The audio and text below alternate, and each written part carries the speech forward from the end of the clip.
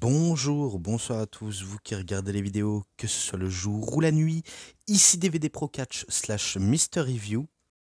Et comme toujours, comme à l'accoutumée, j'attends toujours un show avec impatience auquel je pourrais faire cette fameuse review. Et ce jour est enfin arrivé, comme tas d'autres jours bien sûr.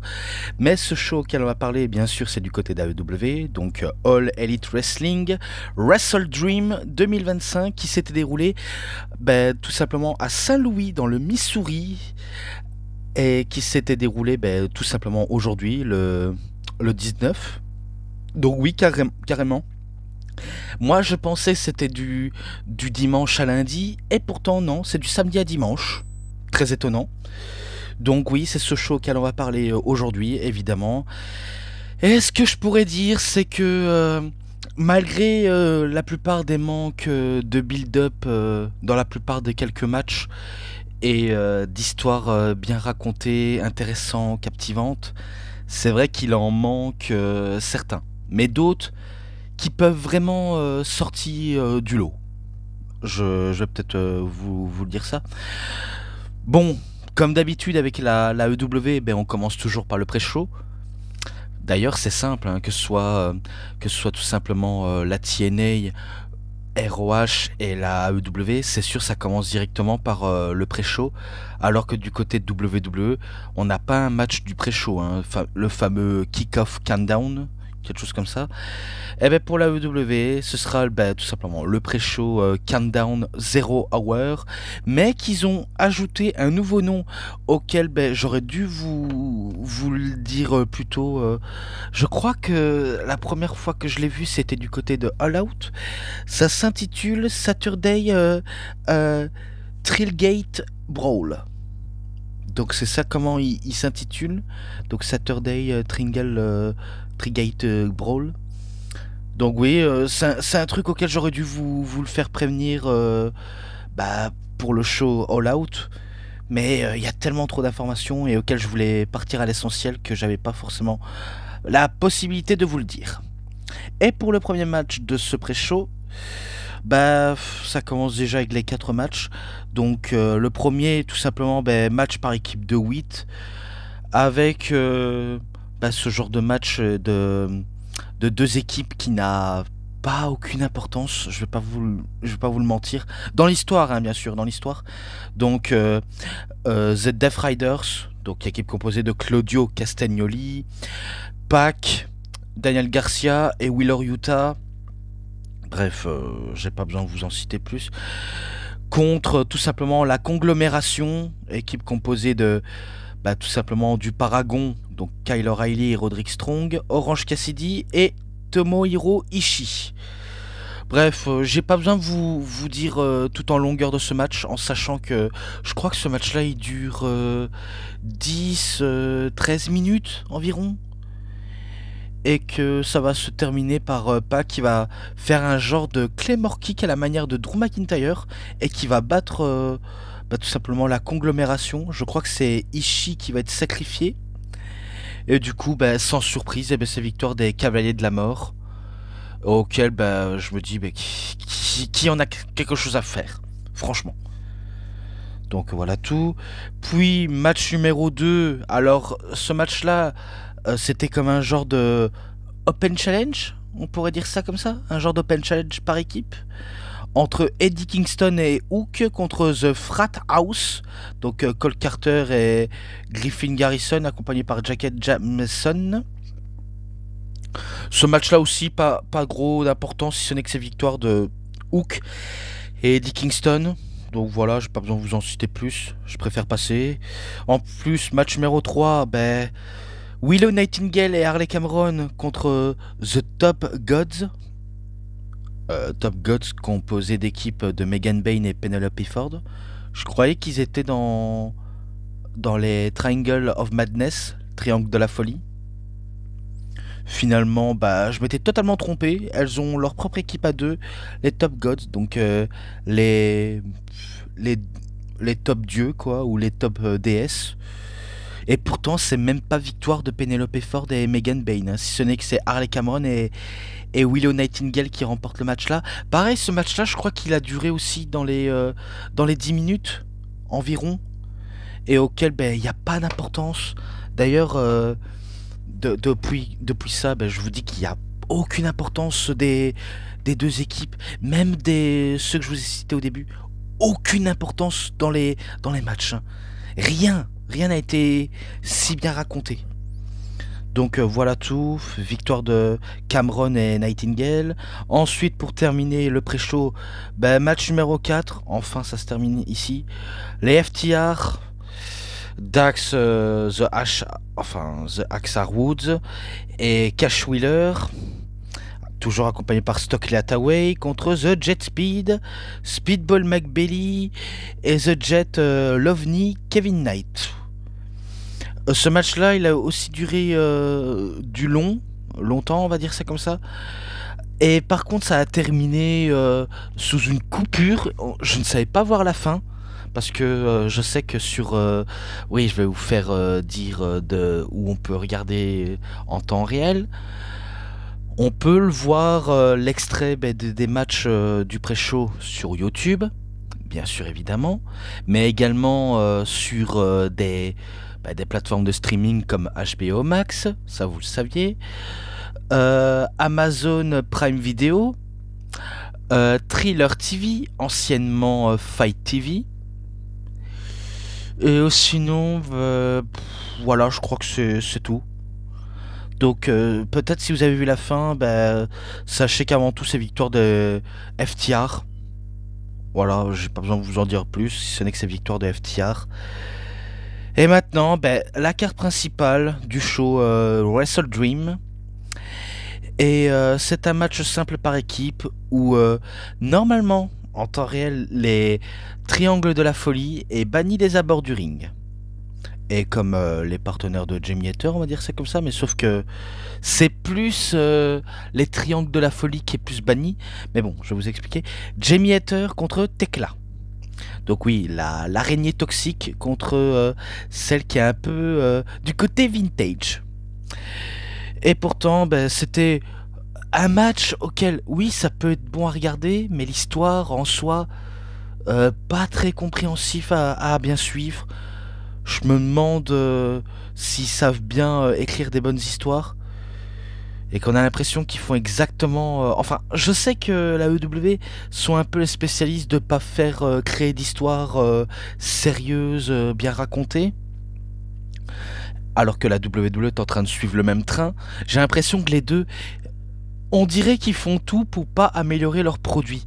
On dirait qu'ils font tout ça pour nous faire kiffer. Oui, en tant que fan, je suis d'accord. Mais faites apprécier les spectateurs casuels ou les téléspectateurs casuels.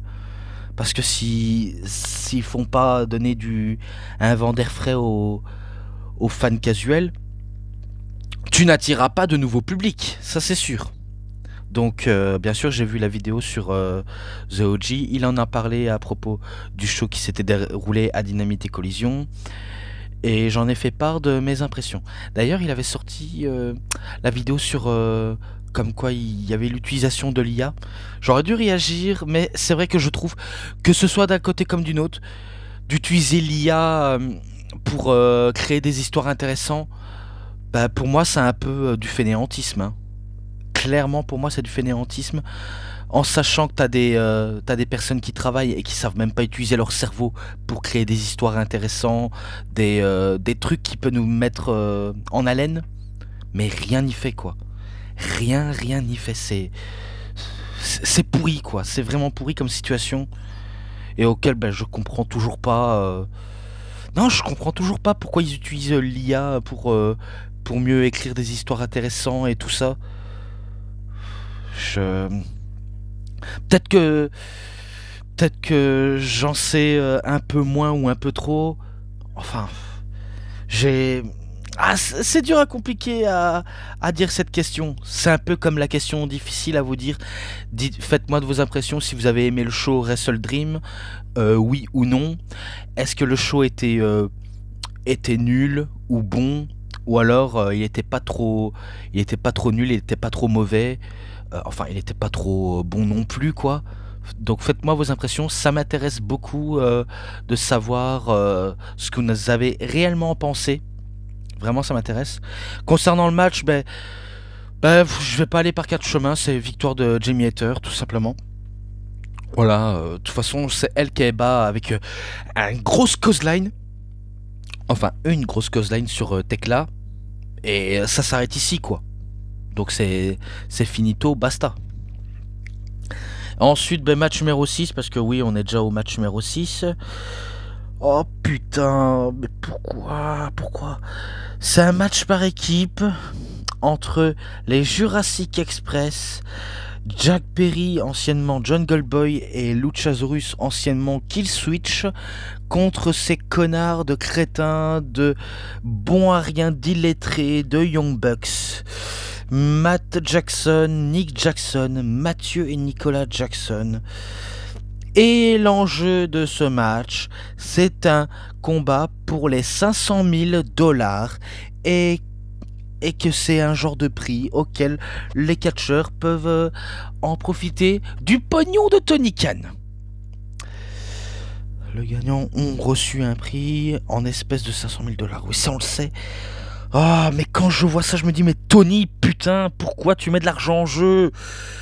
Ah, c'est pas en mettant ton argent en jeu que tu vas raconter une bonne histoire à raconter. En sachant que j'ai vu, il y a 2 semaines, je crois, le show Dynamite, auquel, je crois que c'est Matt ou Nick qui a dépensé l'argent dans un casino et qu'ils avaient prévu des trucs de fou. Et moi, je me dis, mais putain, c'est ça? Oh. En plus que les mecs, ils sont présentés comme des jobbers. Là, on les voit pas comme des jobbers. Il nous fait prétendre que c'est des jobbers, mais en vérité, ça n'en est pas des jobbers. Putain, qu'est-ce que ça m'énerve ce genre d'histoire. Bon, après, le match, bon, on va dire c'était riche en spots. Ouais, il y a eu que des spots dans tous les sens, notamment pour faire régaler les fans accros de tout ce qui n'est pas dans la point de vue logique. Ça, c'est mon point de vue. Vous avez le droit d'aimer ce genre de match, hein, mais ce qui n'est pas mon cas, parce que quand ça manque de logique et que tout tourne autour de l'argent, je me dis, Tony Khan, ça se voit qu'il en a absolument rien à foutre de ce qui peut arriver à la EW, hein, en sachant que notamment tu perds des spectateurs, par exemple chaque semaine quand il y a Dynamite et Collision, tu perds des spectateurs, tu perds des téléspectateurs, mais c'est ça ce qui ne va pas. Il y a tas de trucs qui ne va pas avec la EW, je vous le dis depuis l'année passée en fait, je vous le dis ça, et que je trouve que ces temps-ci la EW se tire de plus en plus une balle dans le pied de manière très très volontaire. Bon, après il y a aussi la WWE qui le font, hein, mais ils le font dans le sens auquel ils veulent nous niquer, alors que la EW, eux, ils cherchent pas à nous niquer, hein, c'est loin d'être le cas, mais ils nous prennent un petit peu pour des imbéciles en nous mettant quelques histoires en haleine alors que c'est pas très intéressant. C'est un peu ça auquel je leur reproche. Si seulement toutes les fédérations étaient à leur top, à leur prime, sans problème, sans souci des fans qui se plaignent en ligne, sans de soucis de trucs qui ne vont pas, comme le côté trop marketing du truc. Ça aurait été mieux, mais ils partent à contre-courant. Donc d'ailleurs, bien sûr, il y a eu des tas de spots entre Jurassic Express et les Young Bucks, ça je vous l'ai dit. Et pourtant, les Young Bucks qui étaient déterminés à essayer de remporter les 500 000 $ pour encore par la suite acheter des tas de conneries avec l'argent que Tony Khan leur fournit, eh ben ça va leur passer sous le nez, clairement sous le nez, car ce sera les Jurassic Express qui vont les battre. Donc c'est eux qui partent avec l'argent. Et qu'est-ce qu'ils vont faire? J'imagine qu'ils vont sûrement... faire comme les Young Bucks, comme l'équipe avec Kevin Knight, Mike Bailey et j'en passe d'autres, même avec Will Ospreay. Je suis prêt à parier qu'ils vont dépenser de l'argent pour n'importe comment. C'est fort possible. Vous savez, dans la vie, tout est possible, hein. C'est pas très surprenant. Et pourtant, Non seulement on renvoie l'argent, et pourtant ils se font attaquer par la Don Callis Family. On se demande pourquoi, comment, pourquoi une telle agression comme ça. Ça n'a pas de sens. Et puis, il y a Kenny Omega qui vient sauver justement les Jurassic Express et qui se fait tabasser à son tour. Bref, ça part en porte-nawak et ça nous laisse prétendre que les Young Bucks pourraient tourner face et redevenir amis avec Kenny Omega. Je vais vous le dire dans toute honnêteté, selon moi, et c'est à titre personnel, c'est assez prévisible. Et en sachant, mais pourquoi les trois hommes redeviendraient amis? Ça n'a pas de sens. C'est comme avec Adam Page, s'ils veulent redevenir amis avec eux, ça n'a aucun putain de sens. Et non, je peux pas être emballé par ça, en sachant que je peux pas les apprécier à leur juste valeur, même si je reconnais le talent. Mais je trouve qu'ils en font trop des caisses, quoi. Donc non, je suis pas satisfait et je préfère passer à la suite. Hein. Et la suite, c'est encore un match par équipe, mais cette fois-ci 3 contre 3. Donc un match Tornado Trios pour déterminer les prétendants numéro 1 au titre trio de la EW. On se demande pourquoi les titres ne sont pas toujours défendus, les titres trio. Ils sont carrément inexistants. Eh bien, c'est entre le Earth Syndicate, donc Bobby Lashley, Shelton Benjamin et Mantel Van Tervius Porter, MVP, contre The Demand, Gate of Agony, donc équipe composée de Ricochet, Toa Liona et Bishop Con. Et c'était parti dans tous les sens, vraiment dans tous les sens, ça part dans tous les côtés, comme ça peut partir d'un côté comme de l'autre. Et par contre, je suis d'accord avec l'avis de The OG quand il dit Ricochet présenté comme un heel poule mouillé, alors que les deux autres sont pas censés être comme lui, être des heel poule mouillés. Eux, ils sont censés être des gros balourds qui défendent leur chef couillon, quoi. Donc c'est vrai qu'il y a un côté couillu de leur part, un côté un peu médiocre de la chose, mais qu'ils essayent un peu de rendre ça un peu intéressant, en sachant que le Earth Syndicate s'est fait ridiculiser par The Demand, et que maintenant ils veulent leur revanche. Bon, je vais pas passer par 4 chemins, et en plus je vais pas vous le dire quoi que ce soit de si spécial. Ça spoilait une victoire de Earth Syndicate de toute manière. Donc justement, ces victoires de Earth Syndicate qui bat tout simplement The Demand, Gate of Agony, bref, des tas de noms auxquels ils peuvent utiliser autant qu'ils veulent. Il n'y a pas de suspense, pas d'histoire intéressante, rien à mettre sur la dent. Je crois que ce show n'est pas forcément à la hauteur des autres précédents. Enfin, ça je sais pas, ça dépend de votre avis. Disons qu'il est moyen. On va dire ça comme ça en ce moment. Et pourtant c'est quelques matchs. Hein. Quelques matchs sont un petit peu moyens. Et on va venir bien sûr au lourd, hein. C'est pas ça le problème. Et le match numéro 8, c'est un match pour le titre champion d'AEW TNT. Entre Kyle Fletcher, toujours accompagné par ce connard de chauve de Don Callis Family, enfin Don Callis seulement, contre Mark Briscoe. Et si j'ai bien compris, c'est un match c'était un genre de meilleur des 5, en sachant que les deux sont pas mal affrontés à plusieurs reprises et que maintenant ils sont à leur 5e match, si j'ai bien capté. Donc là, il n'y a pas de genre de overbooking à tout vaille, si ce n'est qu'on a les deux qui se mettent sur la tronche et qui veulent à tout prix soit sortir victorieux ou perdant de la confrontation. En sachant que Kyle Fletcher a pris beaucoup de galons, même s'il a perdu contre Eggman Page pour le titre, mais ça n'empêche pas qu'il est toujours au top en tant que champion. D'ailleurs, au passage, à propos de la Don Callis Family, c'est vrai que je me demande toujours où est Wardlow et pourquoi on le voit pas. Eh ben c'est simple, Wardlow s'était pété l'épaule lors de son retour à Forbidden Door. Avec un simple clothesline, hein, un simple mouvement tout con, on se blesse comme un couillon, quoi. Et ensuite, il y a des tas de personnes, hein, les RPG Vice, qui ont fait un genre d'altercation avec Big Boom AJ, mais bon, ça on s'en fout durant tout ce show là. On se demande aussi où est maintenant Andrade, vu comment, sachant qu'il a fait une apparition à la AEW. C'est vrai que l'histoire autour d'Andrade est un peu loufoque, en sachant qu'il avait été entre guillemets libéré de la WWE et qu'il avait plus le droit pendant les 99, enfin les 90 jours, 90 jours sans catcher, je crois, jusqu'à ce que sa demande soit levée. Et ben lui, qu'est-ce qu'il a fait? Il était de retour à la AEW en attaquant Kenny Omega, en rejoignant la Don Callis Family, et par la suite catché au Mexique. Et d'ailleurs, il était même annoncé pour catcher en France. Je crois c'est du côté de l'APC. Et pourtant, c'est annulé et qu'il y a entre guillemets un genre de poursuite judiciaire contre Andrade, en sachant qu'il n'a pas respecté les termes de son contrat.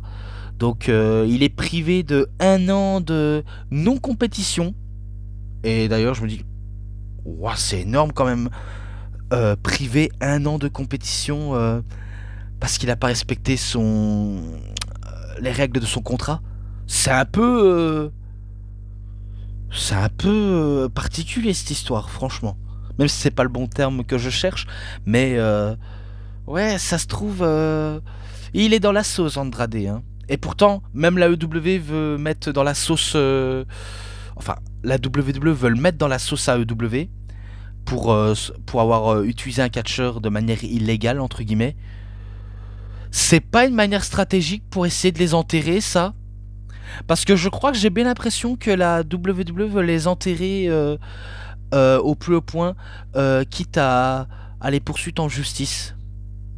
C'est un peu bâtard de leur part, je trouve. Bref, l'heure n'est pas la question de ça, vu comment j'ai déjà assez cité l'information. Entre le match Cal Fletcher et Mark Briscoe, c'était bien, mais ça reste toujours victoire de Cal Fletcher qui a le dessus sur Mark Briscoe, même si Mark Briscoe il s'est battu comme un lion pour en venir à bout de Cal Fletcher, notamment en utilisant sa fameuse marteau-pilon J-Driller, ces fameuses tactiques de clinique de catch auxquelles il peut utiliser. Et pourtant, c'est la fougue, la rage de cette protostar qui va réussir à en venir à bout du paysan Plouk. Et que tout simplement, c'est victoire de Cal Fletcher, tout simplement, qui conserve le titre. Tout simplement. Voilà tout. Ensuite, match numéro 9. Et c'est pour le titre du monde féminin de la EW. Entre Kris Statlanders contre The Timeless Toni Storm. Oui, on va dire un genre de rematch. Et pourtant, c'est uniquement en 1 contre 1. Pour All Out, si j'ai bien compris, c'était un match à 4. Donc, certes, c'est peut-être Toni Storm qui a peut-être subi le pin. Et pourtant, Kris Statlanders ne refuse jamais devant un défi et que Toni Storm veut son rematch. Elle voulait, elle a eu. Et du coup, c'est le moment pour elle de prouver qu'elle peut soit redevenir championne ou plutôt laisser d'autres chances à d'autres personnes. Et que Kris Statlanders pourrait justement donner une chance à d'autres personnes. On ne serait peut-être pas surpris, hein. Clairement pas. C'est vrai que l'histoire en soi, je suis un petit peu d'accord. C'est vrai que cette histoire... bon, après, c'est vrai qu'on n'a rien contre les personnes homo, ou les personnes qui sont gays, bi, Gwyn aussi, enfin lesbiennes, quoi. On n'a rien contre ces personnes-là. Mais c'est vrai que cette histoire est un peu lunaire. Bon, après, c'est vrai que ça représente toujours le côté Toni Storm, ce côté très lunaire, assez loufoque qu'elle en dégage, vu comment elle se prétend être la réincarnation de Marilyn Monroe, la Marilyn Monroe version catch, version Temu, version Wish, j'en passe des trucs, et que c'est vrai qu'elle a des moments auxquels elle nous fait un petit peu gêner, Toni Storm. Mais on n'a rien contre elle personnellement, si ce n'est que du fait qu'elle nous fasse marrer et qu'elle a au moins un personnage très, très marquant, je ne vais pas vous le mentir, bah, ça peut faire son effet, même si encore une fois, c'est pas très, très, on va dire, surprenant de voir ça, quoi. En sachant qu'il y a des moments auxquels j'ai cru qu'elles allaient s'embrasser sous la bouche, et bien non, c'était un bisou sur le front. Je sais pas comment quoi dire, si ce n'est que certes le match était exceptionnel. Bon après c'était pas non plus du, du grand art non plus, mais il était pas mal. Je vais pas vous mentir, il était pas mal. T'as du lutte pour contre entre les deux. Ça part dans les prises auxquelles l'une pense avoir le dessus sur l'autre. Et inversement aussi. Donc ça part en fight total, en prise. Puis il y a Chris Statlanders qui veut partir en espèce de piège à souris auquel elle avait réussi à battre Tony Storm. Mais cette fois-ci ce sera contre 2-2 et encore la même prise auquel elle veut faire une tentative d'abandon sur Tony Storm. Tony Storm n'abandonne pas pour autant. Puis elle veut utiliser sa... On sait que c'est un Tombstone Piledriver, mais on sait que ça peut être un 6-9 Piledriver aussi. D'ailleurs, je crois que c'est à cause de cette prise, enfin, grâce à cette prise, qu'elle va réussir à battre Tony Storm. Je pense que c'est ça, hein, mais je sais que c'est elle qui bat Tony Storm pour conserver son titre. À la fin, il y a preuve de respect, elles se font un câlin. Ok, c'est mignon, c'est beau, l'amour. J'espère qu'elles vont peut-être vivre heureux et avoir beaucoup d'enfants, comme j'avais dit dans ma review sur Crown Jewel. Mais non, non, justement, bien sûr, je déconne. Tout ça, bien sûr, je déconne. Et que j'essaye de sortir le petit côté drôle, bien sûr. Et pourtant, ça perd pas de temps en sachant qu'il va avoir le match numéro 10 qui va débuter tout de suite. Avec Mercedes Moné, qu'elle lance un genre de Open Challenge de qui pourrait la défier. Ça, c'était en temps réel. Et tout simplement, non seulement elle perd pas de temps, elle fait son entrée avec, si j'ai bien compris, l'équipe que je vous avais citée. Comment il s'appelle encore? C'est Guignol. The Frat House. Elle fait son entrée avec les Frat House qui portent son titre. Et du coup, je me dis, ah ben oui, eux ils servent à rien en catch, mais ils servent à porter les ceintures de Mercedes Moné. Super la subtilité, super l'utilité d'une personne qui ne sert à rien dans le catch. Super. Donc elle perd pas de temps, elle fait une promo comme quoi qui pourrait la défier. Et justement, elle décide de défier la championne du monde de télévision féminin qui est intermédiaire, si je ne dis pas de bêtises, de la Ring of Honor. Donc oui, un défi ouvert, auquel les deux titres étaient en jeu. Et pour Mercedes Moné, on pourrait plutôt l'appeler Merco-Benz, veut atteindre les 11 ceintures. Donc j'avais entendu dire comme quoi elle avait battu le record de Ultimo Dragon et que elle pourrait le faire sur Mina Shirakawa parce que c'est elle la championne de la télévision. Pourquoi pas défier la championne éternelle, donc la championne féminin de la ROH tant que vous y êtes. Mais non, mais non. Donc bien sûr le combat est annoncé, ça envoie du lourd entre les deux jeunes femmes.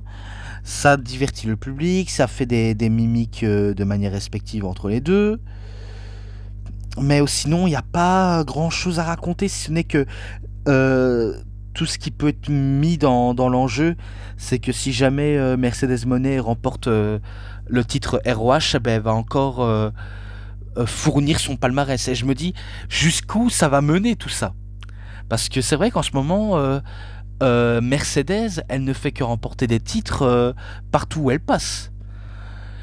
Elle avait été championne féminin de NJPW Strong aux États-Unis et pas au Japon parce qu'elle avait déjà gagné le titre IWGP au Japon. Donc elle avait détenu les ceintures comme ça, elle les a perdues. Le titre Owen Hart, ce titre-là, en temps réel, ce n'est pas un titre auquel tu te défends tous les jours, c'est un titre qui va avec le trophée. Donc pour moi, ça ne compte absolument pas.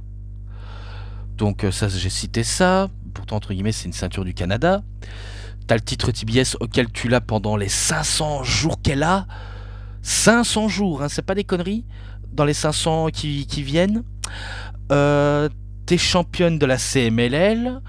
T'es championne de la Rev Pro en Angleterre. Donc elle est championne au Mexique, en Angleterre, avec l'autre titre qui va avec. Elle est championne en Autriche, elle est championne en Pologne, elle est championne en Italie. Elle est championne de Body Slam Wrestling. Je crois que c'est ça. Je crois que j'en suis déjà à ce résultat-là. Mais je me dis, mais où ça va mener? Elle va peut-être catcher en France et gagner la ceinture en France. Elle va peut-être catcher au Canada, elle va gagner le titre canadien. Pourquoi pas recatcher au Japon, elle devient championne au Japon. Porto Rico, Chili, Cuba, Brésil, Chine, Inde. Jusqu'où elle va mener? Elle veut tous les titres pour elle toute seule, ça on le sait, mais ça fait pas un petit peu beaucoup, je trouve. Parce que là, je vais peut-être vous spoiler, malgré que le match était bien, mais sans plus, c'est tout de même victoire de Mercedes Moné, hein, qu'elle bat Mina Shirakawa, et qu'elle est pour la 11e fois championne. Donc oui, c'est sûr, elle veut fournir son palmarès, hein. Et d'ailleurs, je vous l'ai peut-être pas dit, mais il faut savoir, c'est que elle a fait le voyage du Mexique jusqu'à Saint-Louis, auquel elle avait battu Perséphone. Ça ne sert peut-être à rien de le citer, mais je préfère de vous le dire. Voilà tout. Et après le match, après qu'elle est contente d'avoir gagné une autre ceinture, eh ben, Krista Tanders revient sur scène. Et vu comment elle a entendu comme quoi Mercedes veut la défier pour le titre suprême de la AEW, eh ben, il y a du guet-apens, elle le fait chasser du ring, et j'en passe d'autres. Et que pour l'instant, maintenant, j'en termine là-dessus, et qu'on passe au 11e match. Et le 11e match, c'est un match pour les titres du monde par équipe de la AEW, avec The Brodido, équipe composée de Bandido, champion du monde de la ROH et champion par équipe, avec le Yinch Brody King, donc oui, contre la Don Callis Family, équipe composée de Kazuchika Okada et Konosuke Takeshita, toujours accompagné par Don Callis, pardonnez-moi. Et au passage, au Japon, Konosuke Takeshita, il a défié le champion Zack Sabre Jr., certes, qui est peut-être bon sur le ring de point de vue technique, mais qui n'a pas, on va dire, le charisme nécessaire pour être une immense star, en sachant qu'il est quand même très fin, mais il est quand même solide quand il s'agit de faire des prises absolument à nous tordre le cou en faisant des prises très techniques et très pas très faciles à décrire aussi, et que Konosuke Takeshita l'a battu pour le titre IWGP. Donc c'est lui le nouveau champion du monde poids lourd de la IWGP, donc International Wrestling Grand Prix, à la NJPW, New Japan Pro Wrestling. Et pourtant, la Don Callis Family voit les choses en grand, ils veulent les titres par équipe. Est-ce qu'ils vont réussir? Telle est la question, je vous le demande. Eh ben pourtant, je vais vous dire, spoiler, pas du tout. Parce que certes, le match était très solide entre les deux équipes, pour ce match à 4. Ça s'est envoyé des grosses prises, des chops, des gros coups d'avant-bras, des prises de haute volée quand c'est Bandido qui fait des cabrioles. D'ailleurs, en parlant de cabrioles et en parlant du match entre Takeshita et Okada, c'est vrai que j'avais dit que Mascara Dorada faisait un peu tâche quand il s'agit des deux qui s'affrontaient. Alors, oui, il fait tâche, je maintiens mes propos, oui, il fait tâche, mais d'un autre côté, non, parce que je sais que c'est un sacré luchador, il s'est voltigé dans tous les sens. Mais je trouve que si tu mets uniquement Takeshita contre Okada, je suis sûr que ça peut mener à quelque chose. Donc désolé Pierre-Paul, si t'as peut-être cru que j'avais une haine contre Mascara Dorada. Je n'ai pas de haine contre lui, si ce n'est que certes c'est peut-être un bon voltigeur, mais j'aurais préféré un affrontement entre les deux qui pourrait être solide. D'ailleurs je me dis au bout d'un moment, peut-être, et je dis bien peut-être, pourquoi pas Takeshita trahir la Don Callis Family? En sachant que la Don Callis Family est en train de se remplir, tu te dis mais jusqu'à où ça va mener? Parce que ok, il a son écurie qui est bien fournie, un peu comme à la manière de Bobby Heenan à l'époque dans les années 80, mais ça fait beaucoup, je trouve. Hein. Il faut tout d'abord, il faudrait dégager ceux qui servent à rien. Je pense notamment au RPG Vice, Trent Barreta et Rocky Romero. Josh Alexander, je veux pas dire qu'il sert à rien. Enfin, il peut être utile, mais pour l'instant, il n'est pas dans une histoire auquel il est impliqué dedans. Pareil pour Rey Hechicero. Qui encore Cal Felcher, on sait qu'il est toujours à la conquête de reconnaissance et qui nous prouve qu'il peut être un bon champion de TNT. Okada, qui est entre guillemets le favori de Don Callis. Takeshita, il peut être son bon élément, mais je trouve que si jamais il trahit la Don Callis Family, c'est fort possible que il pourrait être babyface et qu'il pourrait percer en solo et peut-être faire couler l'équipe, hein, qui sait. On ne sait jamais. Donc concernant le match, certes il y a eu des bons trucs, et pourtant, certes il y avait Okada et Takeshita qui étaient déterminés à remporter les titres, et pourtant ça va se jouer contre eux quand il y aura le bon timing, le bon travail d'équipe entre les deux, entre Bandido et Brody King, qui vont tout faire pour éviter de ne pas donner à la victoire aux Don Callis Family, en utilisant des fameuses prises auxquelles ils ont l'habitude, notamment le 21 suplex, je crois. Ouais, désolé, moi les chiffres et les noms comme ça, c'est pas évident à les retenir. Donc il effectue un genre de prise comme ça, et aussi un genre de monkey flip en 450 splash. Et je crois que c'est comme ça comment ils vont venir à bout de Okada et de Takeshita, et qui vont conserver les titres par équipe. Donc c'est victoire de The Brodido, Brody King et Bandido, tout simplement. Et voilà. Donc on va dire c'est un premier revers pour la Don Callis Family. J'espère qu'ils en aura d'autres des revers pour que l'équipe se dissoude. Enfin ça c'est pas sûr, hein, en sachant que j'ai presque envie qu'il y ait un catcheur qui vienne casser la gueule à Don Callis pour arrêter tout ce bordel avec lui, parce qu'en sachant que on a envie de le voir se faire casser la gueule, mais à chaque fois les catcheurs face n'y pensent jamais à démolir ce sale chauve, quoi. Enfin, quand je dis sale chauve, c'est pour bien sûr vous faire comprendre que je déteste les heels, hein. Même si je reconnais qu'il fait un travail assez remarquable. D'ailleurs, il y avait un abonné qui avait dit j'ai pas trop compris, je suis désolé si j'ai pas trop compris, et en plus j'ai pas trop la référence de ça.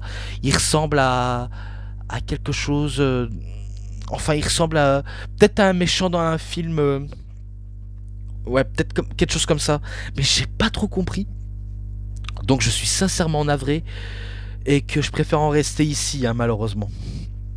Donc voilà tout. Plus que 2 matchs après c'est terminé. Enfin, alléluia, parce que j'en peux plus. Je vais pas vous le mentir, j'en peux plus.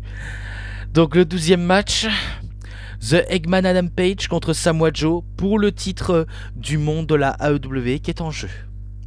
J'avais vu la nouvelle, apparemment Samoa Joe, il est fort possible qu'il pourrait arrêter le catch lui aussi, en sachant qu'il y a John Cena qui fait sa tournée d'adieu, beau qu'elle a été ruinée à cause des mauvaises décisions de TKO et la WWE aussi, et que il y a aussi AJ Styles qui compte arrêter en 2026. Maintenant il y a Samoa Joe qui veut arrêter, et aussi comme news, Shinsuke Nakamura veut également arrêter le catch.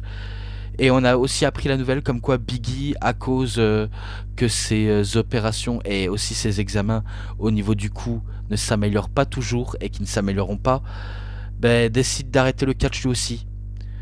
Et oui, je sais, c'est triste, hein, beaucoup arrêtent le catch.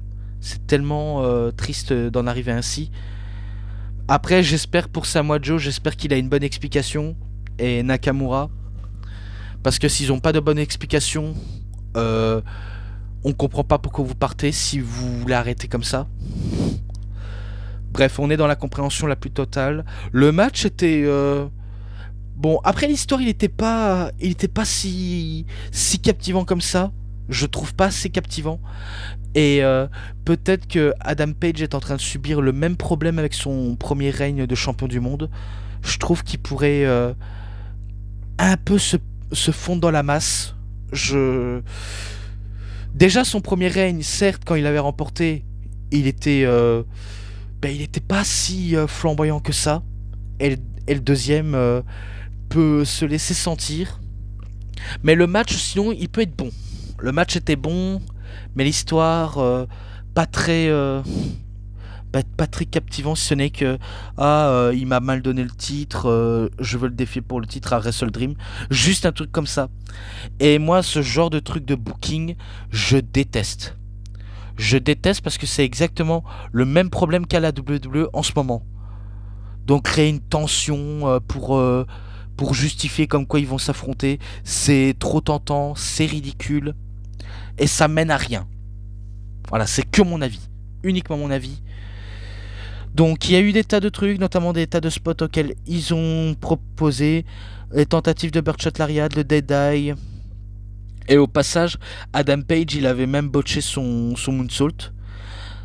Il voulait viser Samoa Joe, mais finalement il vise à côté, donc oui, on peut qualifier ça pour un botch. Un botch qui nous fait un petit peu rigoler, mais ce sont les choses qui arrivent. Il y a aussi les meilleurs que ça arrive de botcher, et auxquels on va pas leur reprocher, tout simplement.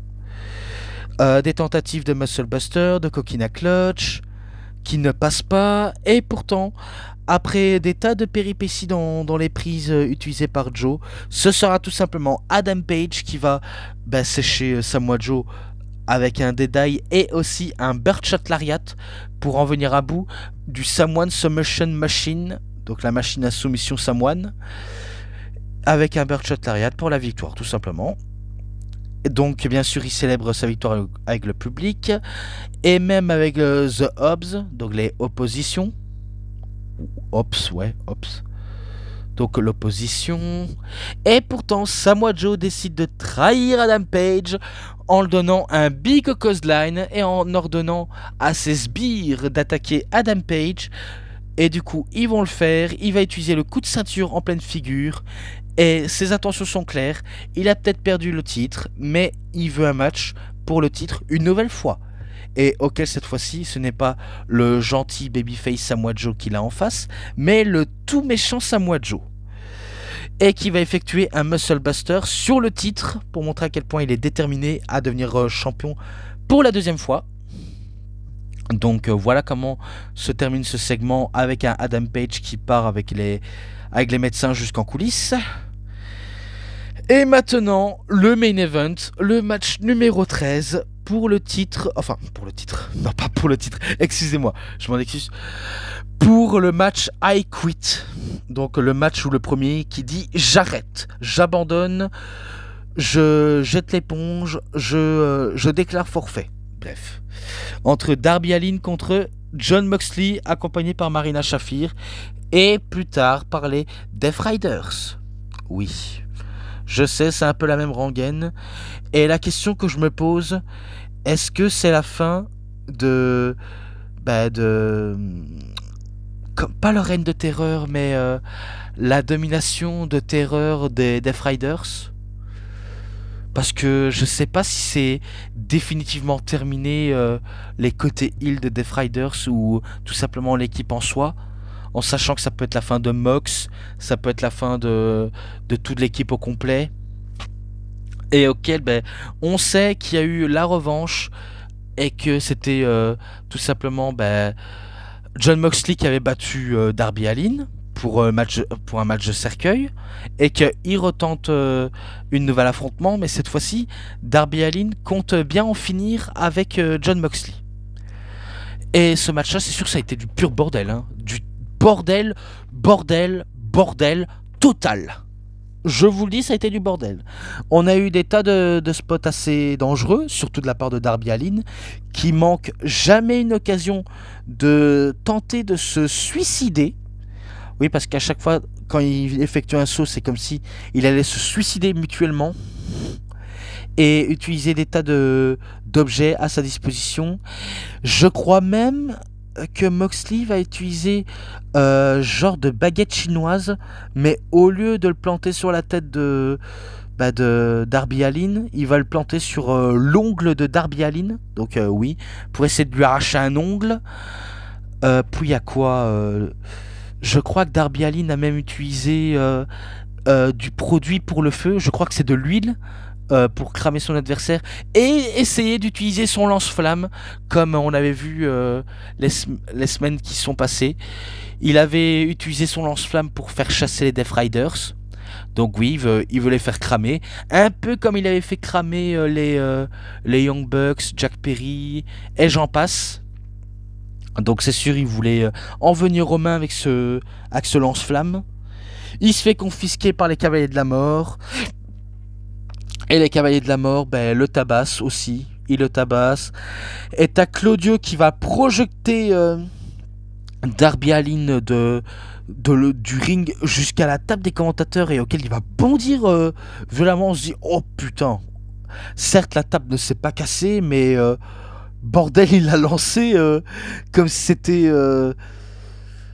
pas comme si c'était une plume, mais il l'a balancé comme si c'était un genre de statue qui n'est pas très très lourde, mais qui permet de le soulever pour mieux le soulever tout simplement. C'est un peu bizarre de dire comme ça, mais j'essaie de trouver autre chose que me bloquer dans des tas de trucs. Bon, après, encore plus loin dans le match, t'as Jon Moxley qui va sortir un taser pour essayer de taser Darby Allin. Il veut pas se laisser taser. Pourtant, à un moment donné, il va se faire taser pour la première fois. Je crois qu'il y a une utilisation de tournevis ou de paire de ciseaux. Je n'en ai aucune idée, franchement. Puis, des spots, notamment des tables, notamment un Death Riders sur la table, même sur la chaise. Et que par la suite, ils vont sortir un aquarium. Je me dis, qu'est-ce qu'ils vont faire avec un aquarium? Et là, ils vont sortir des seaux d'eau. Je croyais qu'il y aurait des piranhas dedans.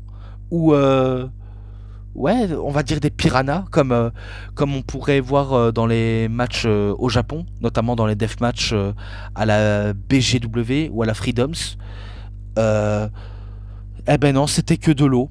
Donc on remplit l'aquarium de l'eau, pas pour mettre des poissons, mais plutôt pour essayer de noyer Darby Allin.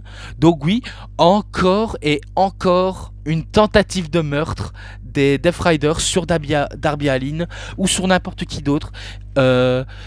C'est un peu leur côté gimmick assez ill, les tentatives de meurtre avec préméditation.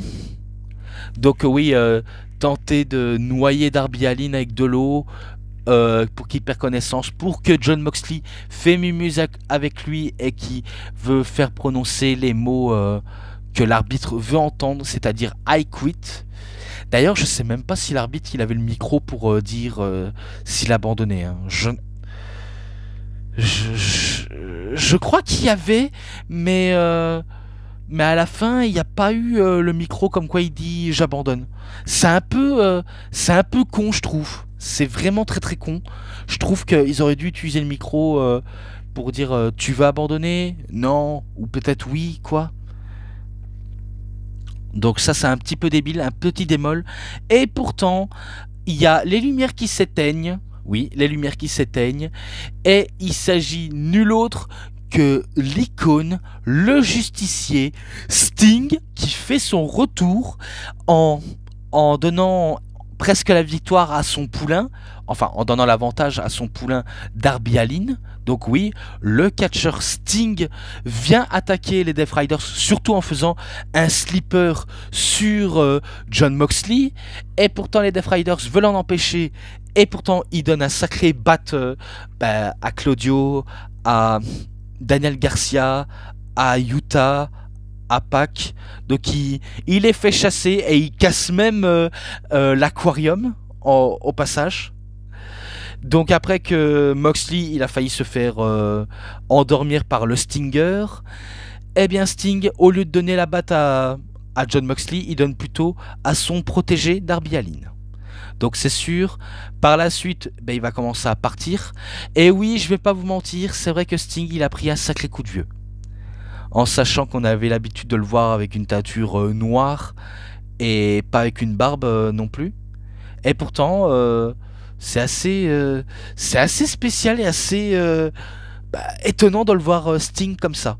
En sachant que oui, certes, il se fait vieux et que il apparaît de manière complètement opportun, je pense. Enfin, on va peut-être dire que lorsqu'il est arrivé, ça n'a aucun sens. Je peux peut-être être d'accord, mais s'il est venu, c'est pour tout simplement aider Darby Allin. Qu'on soit d'accord ou pas,